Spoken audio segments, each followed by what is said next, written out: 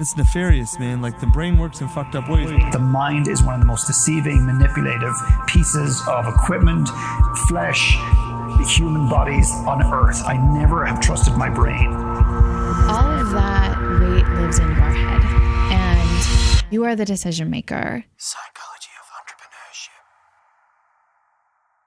Entrepreneurship. Hi, it's not Ronsley.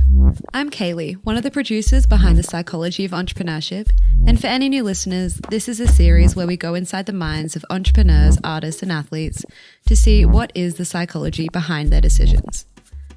Today we're going to do something a bit different. We're going to be revisiting Volume 1 of this series, where Ronsley had a conversation with the amazing Philip McKernan. A lot has happened since this volume came out, and parts of the conversation have been brought up through other volumes to back up what our guests have been saying. So, we thought it would be interesting to rebroadcast this volume and pull in parts from other volumes to see how everything ties in together. Kind of like Inception, but a podcast version. I think. I can't remember the point of that movie. But anyway, let's jump right into the minds of these entrepreneurs and see how the thought patterns behind their decisions connect. Psychology of Entrepreneurship. Hi, my name is Ronsley, and for as long as I can remember, I've wanted to take my audience on a journey where they challenge the accepted beliefs or so-called truths. And since I was battling a whole bunch of questions in my mind, I decided to talk with people who had versions of answers that might or would perhaps challenge my own belief systems. These are their stories, starting with Philip McKernan. Philip is like this really interesting being. Like, I've never met someone like Philip McKernan. He's a healer of sorts. I've watched him get to people's trauma. It was just fascinating. I met Philip at an event last year, and we had dinner together, and I decided to go and interview him. My name is Philip McKernan. I'm the founder of One Last Talk. I'm a coach, and I deliver and run retreats all over the world for entrepreneurs and leaders who are seeking clarity about their present and about their future. So I met Philip at this dinner, right? And in my first interaction, through conversation actually, he asked me a few questions that got me really emotional. And I cried at this dinner table with 4 other people at the same table that I had met for the first time. So I went and got his book. It's the only book that's on my bedside table and has been like for months and months. It's called One Last Talk, and it's about this movement. It happens all over the world where people deliver their one last talk. If you had to give one last talk on the planet, what would it be and what would you say? And I remember one of the proudest moments for me as an individual was being able to finish a One Last Talk live event, put the speakers on stage, stand back and look at the speakers in front of 150 people and say, thank you for allowing me to stand on your stage. And I said, ladies and gentlemen, your speakers. They got the applause, they got the standing ovation, and then we shut the event down. To get a better idea of the impact that One Last Talk has, here's David Cohen in Volume 14 talking about his experience. Yeah, One Last Talk. I went to the one in Boulder. I had no idea what to expect. Philip just said, you got to come to this thing. And someday you'll be on stage doing this. I said, well, I'm an introvert. I don't know if I'll ever do that. But I came and I just crying. Like, I've never spent an entire day just basically crying, right? So emotional. And, that'll turn a lot of people off from the event. But basically, people are standing up saying the one last thing they would ever say to the world, right? Even though they're not, it's not the last thing, they're pretending that it would be. And what would they want to convey to the world? And the stories are just so incredibly powerful, right? People that have gotten out of a long-term jail sentence talking about, when the thing happened that put them in jail and how they feel about it today and their journey. God, it's just such an emotional thing. And it's a construct that I loved the first time I saw it, which is just a mental model of, this is the last time you'll be able to say something to the world. What do you want to say? It's meaningful. And I immediately thought of the startups that I work with. And I thought of Startup Weekend, which we run 1,000 times a year in 120 countries. And I said, there's 100,000 would-be entrepreneurs going to these things. Like, what if we inspired them and said, what if this was your one last startup? Here's what's really interesting for me. Philip just like me, doesn't really like the limelight or the credit. And that last statement was one such example. Then he said this that kind of explained that feeling I had just a little bit more. So as much as I think One Last Talk is delivering and giving a lot to the world, I also think I've received a tremendous amount, most of which I haven't stopped to really contemplate. I feel like a father who watches his son do something that you hope he will do someday, and you know he can do someday, and you know he has or she has the ability, and then you finally see it when you're least expecting it. And when you see a person awaken to themselves, I think one of the most extraordinary opportunities in the world, and one of the scariest things, is actually to meet and to walk down the street and bump into yourself. And when you see somebody connect with their truth and their story, and to realize they have value far and above any aspect they thought of value, like beyond all of that, it's just magical. It's pure magic. This kind of reminds me of Melissa Ambrosini's awakening from volume 21. I was in hospital feeling the most unwell I've ever felt, but the most alone I have ever felt in my entire life. And I literally was like, is this it? Is this what we are here for? To suffer? And at this time I was 24 years old, and a few weeks before this that I ended up in hospital, I just started this thing called yoga. And I was like, what is this yoga business? It feels so good. So I just started it. So I'd met these new friends at yoga, and they sent me a care package to the hospital. And in that care package was like crystals and angel cards and teas and herbal tinctures and a book that changed my life. That book was Louise Hay's You Can Heal Your Life. And I remember reading this book, and I would turn to my mom and I said to her, why didn't you tell me that we create our own life? And I did go through a blame stage toward my parents, and, I have moved through that, and I'm so grateful, and I just love and adore them now. And that was the awakening for me. I read this book, and I literally, like that, decided to change my entire life. There was this voice inside me that said, if you get healthy and happy again, you'll live a life beyond your wildest dreams. And I didn't know what that voice was. I now know it's your intuition, but I didn't know what intuition was back then. He challenges everything about the stuff you already believe in, and challenges all challenges all my patterns for sure. Challenges everything that I thought was correct. I've said to people, I dare you to be happy. I fucking dare you to run the risk, to take a chance on yourself, to do something that you've always wanted to do, and run the risk of being happy, because so many of us want to play safe, because we think our mind deceives us into thinking that if you're in control and if you play safe, you will be safe. There is no greater lie that we tell to ourselves, because safety is driven by insecurity, and insecurity is driven by a need to control, and control is a fucking illusion.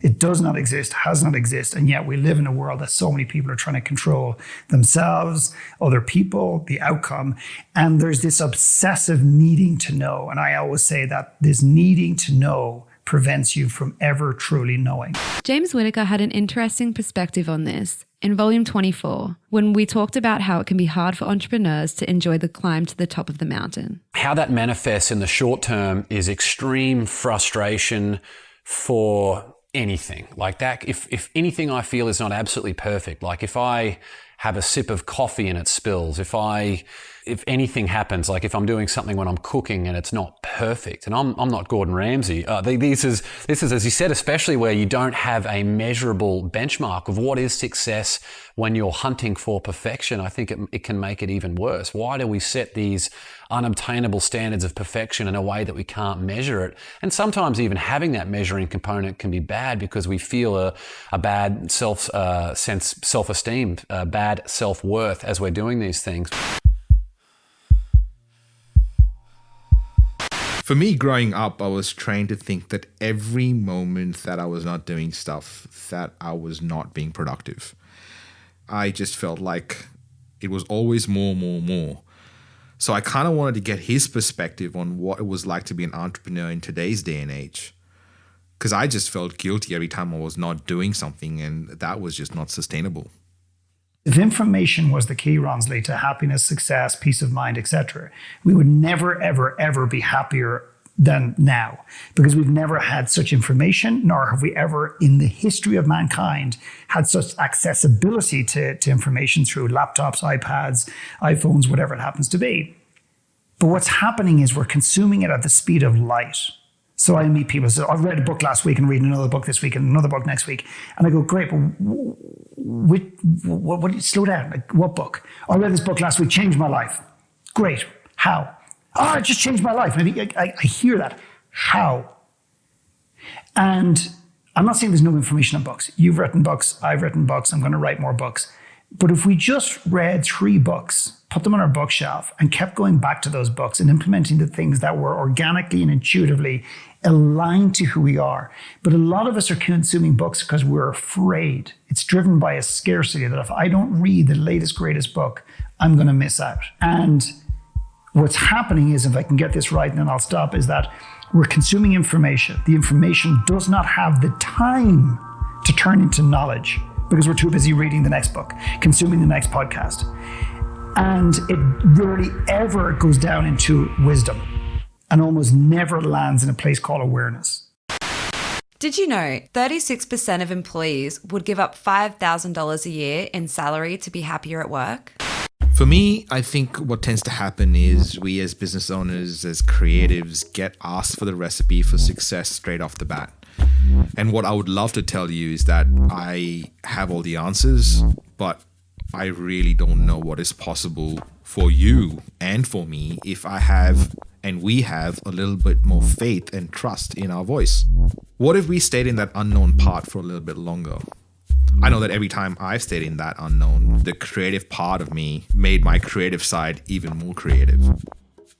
I get asked about the most pain-free way to add a podcast to one's business, almost as though a podcast will fix it all. I know the steps, we've performed the steps, we've gotten the results, they are repeatable. But if the ingredients going in aren't considered, then the best recipes are quite useless, aren't they? We usually feel the issue is one thing when it is actually something entirely different. 99.9% of clients that come to me for clarity about X, it's nothing to fucking do with X. It's always to do with Y. X is the byproduct of something deeper. The question the people are asking you, and I'm only speculating because I don't know, how can I be that? How can I be that attractive beacon? How can I get the sandwich? How can I get the luck? One of my best friends in Ireland, Jeff, said, "You're the luckiest guy I've ever met." The luckiest guy I've ever met. Just put you in a car, you'll win the race. Do this, put you in a shop with no clothes, someone will hand you a jacket. And it's so interesting that we're asking the wrong questions. So many of us are seeking for truth in the wrong places and we're not asking the right questions because we're afraid to. So what are the right questions? UJ Ramdas gave us his opinion on what the right questions are back in volume 19. No, I'm just asking questions because I try to figure out what is happening. Like, let's see where we're at. What is the foundation? Is the foundation strong? Is it weak? Can we strengthen the foundation? Is there value there? I'm trying to find out where the value is. Right? Where's the value? Like, because building on the foundation makes no sense if the foundation is not strong. But strengthening the foundation can be very valuable if it's not strong. If something we can agree on. So I just have a sincere seeking for truth in everything. So I like to separate the bullshit.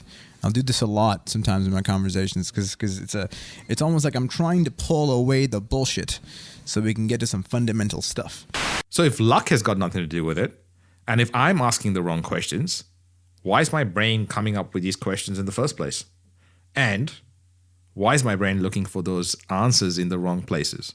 The brain is designed to protect us. I tell you right now, I don't get this left-right brain, the front lobe, the cortex. I don't know one iota about that stuff. And I find that if I get drawn into that detailed complexity, it's not who I am. All I can tell you is the mind is one of the most deceiving, manipulative pieces of equipment, flesh, human bodies on earth. I never have trusted my brain. And unfortunately, I did trust my brain way too much, and it brought me down all sorts of paths. It creates paranoia, second guessing, everything else, and it's powerful. Don't get me wrong. I'm not arguing its power.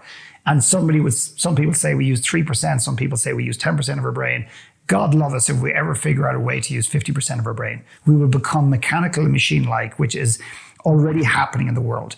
That is who we are becoming. We are becoming machine-like. Official estimates show that 15% of the adult population will experience depression at some point in their lifetime. Before Kelly popped in with that depressing stat about depression, I remembered having conversations on my first podcast about connection and connecting over food. There's a study done by Monash University here in Australia that says that there's 0 occurrences of adolescent depression if the family eats together at least once a week. The power of connection is one that we are not paying attention to. The disconnection is making us machine-like. I've been asked about scaling my business very often from other entrepreneurial friends. And to be honest, I live on the dichotomy of whether to scale or not my business. But like scaling, the world faces bigger challenges, I suppose, like global warming, right? And the catastrophe that the greatest challenge the world is facing today is not global warming. It is not mass population that might lead to starvation. It is not Donald Trump. It is not those things. It's the fact that we are becoming so disconnected and we're forgetting how to feel, and society doesn't reward us with emotion. It rewards us based on intellect and what is perceived as to be successful. And a lot of us are focusing and obsessing about living in the now. I don't want to fucking live in the now if my now is shit. In volume 28, Mark Goulston gives a further explanation about being disconnected, or in his words, despaired. I wrote this blog called Why People Kill Themselves, It's Not Depression. And what I said is that there's hundreds of millions of people who are depressed who don't kill themselves. There are many who do. Not many, but some. There's hundreds of millions of people lose their jobs, lose their marriage, and they don't kill themselves. Now, all those things can contribute to it. But one thing that nearly all suicidal people feel, which is what I spoke about in the article, is they feel despair. And if you break the word despair into DESPAIR, they feel unpaired with reasons to live. They feel hopeless, without a future, helpless, powerless, useless, worthless, meaningless. And when they all combine, they feel pointless, and they pair with death to take the pain away. I have no interest in living in the now if my now is shit, or the rest of us are forward focused. My work and what I believe is, if you want to understand who you are at the core, intellectually and emotionally, there's only one place to go, and that is into your past. That is the place that holds every key to who you are and who you're going to be, whether you like it or not. Psychology of Entrepreneurship. Not sure about you, but in Australia, being busy is seen as a badge of being successful somehow. I actually find that if I'm busy, I have no idea what's going on, and I'm running around like a headless chicken. I found that every time I was busy, that if I just took a break, I came back and everything was almost better. Nothing had changed, but I think the perspective almost made it better. So how do I consolidate that? I feel like I should be taking a break, but every time I do, I feel guilty. The battle inside my head drives me mental sometimes. So, Philip, you know what? I've just realized that I've kept myself busy going from one project to the next. Thoughts? And anyone who's super busy, anyone who's filling their lives, every inch of their lives, is running from something. All I'm asking you to do is to consider stopping and turning about. Mm-hmm. Because you will not be able to outrun that. It will eventually catch up with you, and it will manifest itself physically, mentally, or emotionally, and it will come out. And that is selfish, particularly when you choose to bring children into this world, when you choose to be a leader. I believe that we have a moral obligation to work on the shit that we're afraid to work on, because whether we like it or not, we're bundling it up, we're packaging it, we're putting a beautiful red bow in it, and we're passing it to the next generation. This theme of leaving the world in a better place than you found it has been a common theme throughout the conversations that we've had with the guests on this series. In volume 14, David Cohen had this to say about what drives him. I believe you get a short period of time and that's it. And so, do something good with your time here. But it's back to human relationships, right? If you can leave the world a little bit better than you found it, that's sort of all you can ask of anyone, right? You know, when people say, why did you create Techstars? What I usually say is, you know, because I believe that entrepreneurs make the world a better place. I believe that innovations make the world a better place.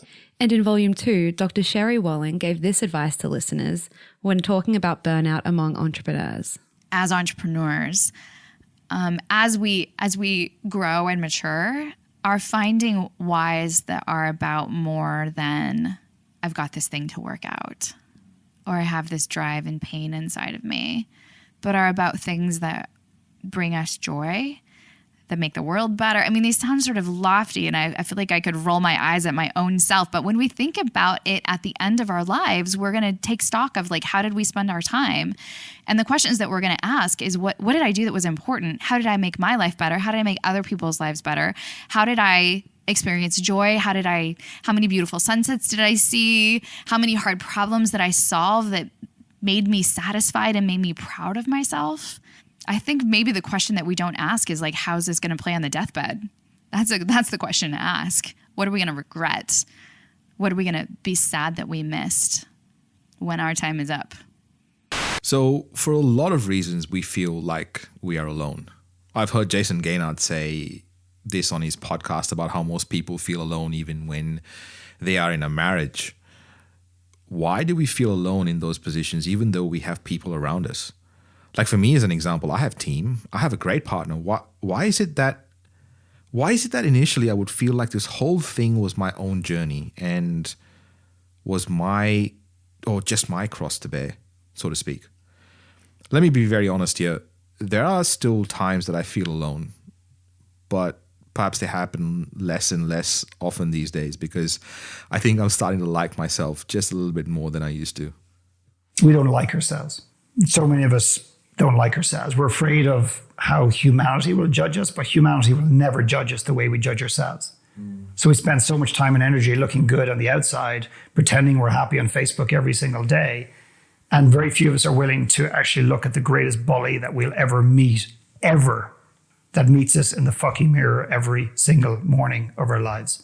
And if we can deal with that one thing, if we could just deal with that one bully, everything else will look after itself. Because I believe to my core that we give ourselves what we feel we deserve. And when you wake up in the morning, you've got the greatest vision board on earth. And you look at that and you stare at that and you tell yourself you deserve it. And you use mantras to try and bullshit your brain that you're going to achieve this. Leaving aside the challenge that most people create goals and want to achieve things that are not belong to themselves. That's a whole other conversation. But leaving that aside, you tell yourself you want something, money, a yacht, a relationship, love, sex, whatever it happens to be. But every step you take out of that bed into the universe, into the world, you're seeking to validate how you feel about yourself. So what ends up happening is sabotage starts to appear. So you want the money, you want the success, but you make decisions that look almost polar opposite to what you want. And then you go, I'm a fucking idiot. How can you make that mistake, you stupid idiot? And think about the energetic nature and how you speak about yourself, and the disdain that humanity has for themselves is just the saddest thing. And I'm emotional because I've experienced it myself. I was the cruelest person on earth to myself, and I see it every single day, and it's a fucking tragedy. And yet so many of us are so deeply lonely, which is a pandemic in the world. And we're lonely because we're waiting for Mr. Right and Mrs. Right, and yet we don't have any really, many of us don't have a real quality relationship with ourselves, which I think is sad. So in the actual interview, when Philip said the line about, I'm a fucking idiot. How can you make that mistake, you stupid idiot? I got really emotional because I could hear myself talk to myself exactly that way. When I failed, I beat myself up badly because I just couldn't handle the failure. I would just keep going from one thing to the other. Even if I achieved something, I was just not happy. I climbed the mountain. They don't use that terminology. They say, I built the business, I've got the family, I'm not happy. And what they don't ask is, typically they're not curious about, hey, I'm just wondering, what did I miss? They're not curious about that. They're too busy judging the shit out of themselves, which builds on the previous point that I made. is that they're going, what's wrong with me? My business is worth $10 million. I've got my car. I've got the wife. I've got the husband. I've got the kids. Everything should be awesome, but it's not. And we don't have a place in society for that, because we're going to conferences where we feel that we have to keep up a strong upper lip, and we have to play it out. And I think on a very basic level, we've put way too much of our identity has been tied into, what we do as opposed to who we are. And I feel that as long as we continue to move through this earth, adoring gods, putting gurus on pedestals, entrepreneurs on pedestals, people who do, think about the heroes that we have. I mean, so many entrepreneurs want to be Steve Jobs. Good luck. I have no interest on earth of being Steve Jobs. And I go, why do you want to be Steve Jobs? Well, look what he did. Yeah, exactly, look what he did. So socially and personally, his life was a complete mess. He had very destructive relationships, and he wasn't very nice to people, okay? Then you say, okay, but on a business level, McKernan, look what he built. Look what he designed. Yeah, he designed the iPhone. Arguably, in history, when we look back at certain data points in history, we could look back and say that was the tool that disconnected us more than anything else in the history of humanity. Yet you want to be the next Steve Jobs. Good luck with that. And then I often say to him, by the way, just one quick little question. Why? Why do you want to be Steve Jobs? What would it be like to be fucking you? When we come back from the break, Philip tells us about the biggest bully you'll ever meet.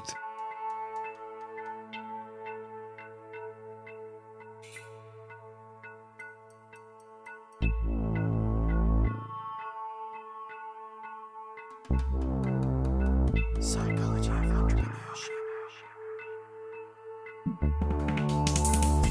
The main objective of this audio project is to bring together entrepreneurs and creatives who share similar values so that they can find the courage to put out their authentic voice for the right people to hear, which allows for them to make their impact on the world. Every great movement started with a memorable speech. For access to full-length interviews, go to psychologyofentrepreneurship.com and click the button. Research from 2011 suggests that approximately 70% of people will experience at least one episode of imposter syndrome in their lives. I read this on a Facebook post recently. In a society that makes you conform to all sorts of structures, standing out and being yourself is a rebellious act. There has never been a better time for you to be yourself. I did a test one day and I took a book. I have your book here in my hand. I took a book and I wrapped it in plate paper and no one could see it. And I said, here's a book. And I put it in the middle of the room in front of 20 very smart entrepreneurs in this world. And I said, now, just before anyone grabs the book, in the book, it's going to teach you how to make money and build a business. But it's written by a guy who, in my personal opinion, and the opinion of many, is way out of integrity. In other words, he's done stuff to get to the top that is not really in alignment, and one could say socially out of alignment and out of integrity to get there. Who wants the book? One guy put his hand up and says, absolutely. And I said, so what about all the negativity associated with it? He goes, yeah, but if I can get one nugget out of it, that's a win for me. And I get the logic. But I find that when you take that one nugget, you're taking the energy of the negative nuggets with it. So when someone wants to be Steve Jobs, did you live with Steve Jobs? Do you know what? No. But before you go down there, no, I want to remain the way I am in my personal life. I just want his business success and acumen. You can't have one without the other. It does not work. I have to say that when I started my entrepreneurial journey, I used to think just like that, in a way. I used to idolize certain people for their character because I wanted to be true to my values. And I really wanted to stand by those values when those values were being challenged. But then I realized how important it was for me to challenge what my values were and what I believed in the first place. Because for the longest time, I believed different things about myself because that was just what was repeated most often while I was growing up. Or maybe that was just what I remembered from all the stuff being said while I was growing up. What did I truly believe in? And how do I be open to be challenged so that I could refine my argument as to what I believed in? Or change my stance. Easy to say, difficult to do. Because of all this disconnection, primarily through our phone, funnily enough, the most connected of devices ever, I get carried away with what social media shows me about what other people are up to. This makes me not use my most useful muscle of all, my intuition. But we've heard everyone tell us to trust our gut or our intuition. This is Stanislav Petrov, born September 7th, 1939, and passed on the 19th of May, 2017. Want to know how he single-handedly saved the world from nuclear war? Stanislav Petrov is the Russian who is now an older man and is now being credited for preventing a world war. And yet, if this ever goes published, this particular piece of this interview, most people will never know who he is. Mm-hmm. He was sitting at the most sophisticated piece of technology on Earth that was designed as an early detection unit for missiles, warheads coming primarily from the United States. This was, I believe, the early 80s when tensions between Russia and America were pretty high. Don't quote me on that, but I think it was the early 80s. And at some hour in the morning, the lights go off, there's a nuke, and it's on its way to Russia. Followed in 4 or 5 minutes by at least 3 or 4 other nukes, and they're heading for Russia. His remit and his job description, his instructions, his orders, crystal clear. When he detects this, he makes one phone call to whatever general, validates that the machine is correct, and then they choose whether they're going to retaliate before the missiles actually hit and wipe them out. And he didn't make the phone call.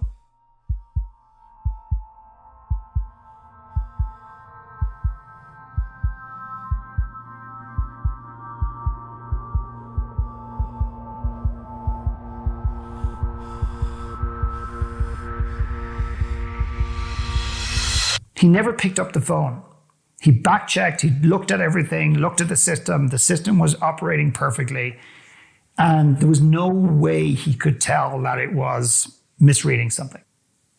And he went against all of the rules that he was meant to do. Uh-huh. And in the end of the day, he just said, when someone said to him in a very famous interview, he said, "Why didn't you just call up?" He just said, "I had a feeling in my gut." Feeling in my gut? Did he just say that? Well, I seem surprised at this. When I think about my journey as an entrepreneur, even just as a person, I remember how my gut was so important at every step of the way. I feel entrepreneurship has a lot to do with trusting your gut and being uncomfortable with a lot of things. And yet entrepreneurship is one of the most painful, challenging things on earth. And if you become an entrepreneur and you don't make it in your first time around, your second time around, then what happens is you tend to internalize the failure and think, actually, it's me. I'm just not an entrepreneur. Every single person on this earth is an entrepreneur if they want to be. Everybody. And the stats to show how many jobs are going to be taken out of the economy over the next 20, 30 years is frightening. So I think you're going to almost have to be an entrepreneur in the future and think, actually, it's me. I'm just not an entrepreneur.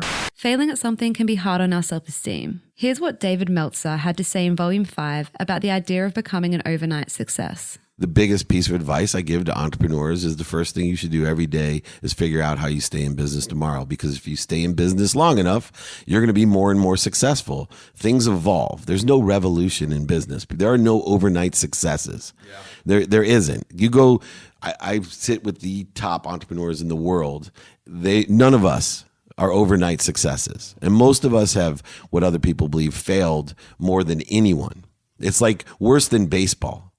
Imposter syndrome was first studied by psychologist Dr. Pauline Rose Clance in 1978 and was originally labeled as imposter phenomenon. My whole pursuit on interviewing these amazing people, whether they were jet fighter pilots or athletes or singers or entrepreneurs, was finding out why we believe that we're not good enough, why we sell ourselves short on the things that we've done. And while I interviewed all these people, my main focus was, and it still is, to create an audio documentary on imposter syndrome from a perspective of exploring it from all the different angles. So I almost always asked these experts this one question: what really is imposter syndrome? I think imposter syndrome is driven by the fact that we're doing stuff that we shouldn't be doing. We're doing stuff that is out of alignment, and we are an imposter. We're imposing on ourselves. We're cheating on ourselves. We're doing work that we're not meant to do. No one will ever find out fully who they are. So I'm just picking this up, and I'm not trying to expose what you said. I'm just trying to be cautious with the terminology of when someone finds out who they are, it's almost like an awakening. It's like, I know you're not suggesting that one morning they wake up and it's all 100%, but I think that's the challenge, is that we feel that, like somebody said to me in a podcast recently, how did you become so authentic? And I said, you're making an assumption I am. And they were totally thrown off and they go, you mean you're not? And I said, I'm more authentic than I used to be, but I'm not even close to where I could be. And we have to assume every day that we don't have the awareness that we do, that we're not as authentic as we think we are, that we're not even as close as the essence of who we are showing up every day than we can be. So I'm concerned about just saying that when someone finds out who they are, what I would like to consider is when they begin to understand who they are. Because what I see is we want to go from the riverbank on this side to the riverbank on the other side, which is the greatest expression of who we are, and everything around us emulates from the essence of who we are, and now that our newfound truth. That is a leap too far. It is not possible. Intellectually, yes. Emotionally, no. What I'm suggesting is begin to uncover who you are and take the first stepping stone, take the second stepping stone, take the third stepping stone. And who knows, you may arrive in that bank one day, you may not. But I can tell you one thing, you'll be a hell of a lot closer. I do not have imposter syndrome in my life right now. I do not feel like an imposter. I feel like I am showing up as aligned as and I've never said this before, by the way. And I'm sitting here and I go back to the comment I said, the last thing on earth I could be or should be doing is what I'm doing now. I'm relating that to when I was 14 years old, sitting in a classroom, dyslexic and feeling like a piece of shit and hating who I was, hating the essence of who I was. I spent the next 20 years or so trying to be anything but Philip McKernan. And now I'm going to spend the rest of my life being nothing other than Philip McKernan. Whatever the fuck that even means, I still don't fully know. And showing up unapologetically everywhere. And I'm not talking about using F-bombs and hitting the bullshit button and just being rude and tackling people. That's easy. That's not authenticity. And the more I am myself, with my wife, with my children, and with my clients, the more success I'm getting, the more peace of mind I'm getting. I do not have imposter syndrome in my life right now. When I heard Philip say, I think imposter syndrome is driven by the fact that we're doing stuff that we shouldn't be doing. It made me really, really uncomfortable. Everything in me made me ask myself the question, am I doing what I shouldn't be doing? That made me go down a rabbit hole of why, in an age of disconnection, the imposter inside us is alive and well. Psychology of Entrepreneurship.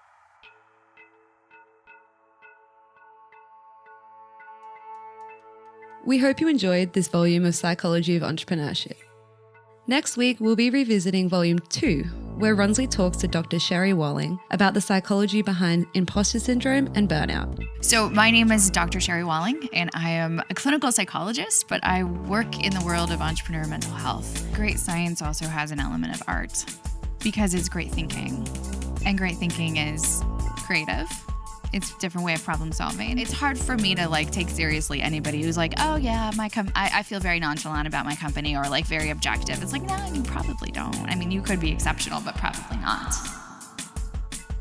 If you enjoyed this kind of volume, let us know and we'll keep them coming. But until then, we'll see you next week. Psychology of Entrepreneurship. I interviewed Philip because of all his work with international teams. He has worked with the Canadian Olympic team, the Pentagon, and has shared the stage with speakers such as the Dalai Lama and Richard Branson. He is an inspirational speaker, writer, and filmmaker. Philip is the founder of the One Last Talk movement, author of Dead Man Walking, Rich on Paper, Poor in Life, and One Last Talk. He has built an orphanage in Peru and traveled to over 80 countries. This was one of the most insightful conversations I've had. Apart from challenging and confronting my own beliefs in many ways, it made me think about stuff that I was not doing that I should have. I can't even wait for you to listen to the second interview, because I then spent 2 days with Philip and interviewed him again after those 2 days. And it was a very different conversation. I'm pretty sure I cried as well. You will see a trend here. Well, the next episodes in this series, we're going to explore basically what it's like to be in the mind of performers, artists, creatives, entrepreneurs, athletes. Why certain people like jet fighter pilots, for example, don't have imposter syndrome when they're up in the air, because in that scenario, it's like a question of life or death. Psychology of Entrepreneurship. This is a Must Amplify production. Special thanks to every guest expert that has appeared on the show. Voiceovers, editing, and sound design by Kaylee Bonnyman. Guest research and content by Claire Gould and Corinne Castles. Project managed by Kaylee Bonnyman. Produced and hosted by me, Ronsley Vaz. For more episodes and where to listen, go to mustamplify.com/POE. Hey, it's Kaylee from Must Amplify. I'm the sound engineer for this volume of Psychology of Entrepreneurship. I'm part of the team that made this production come alive. I work as a part of a global team with our studios based in West End, Brisbane, Australia. If you would like a podcasting checklist, email me at kaylee@amplifyagency.media. That's KAILI@amplifyagency.media. We specialize in finding your voice and making sure it's heard by the right people. If you are considering whether a podcast is a good idea for your business, check out our other show on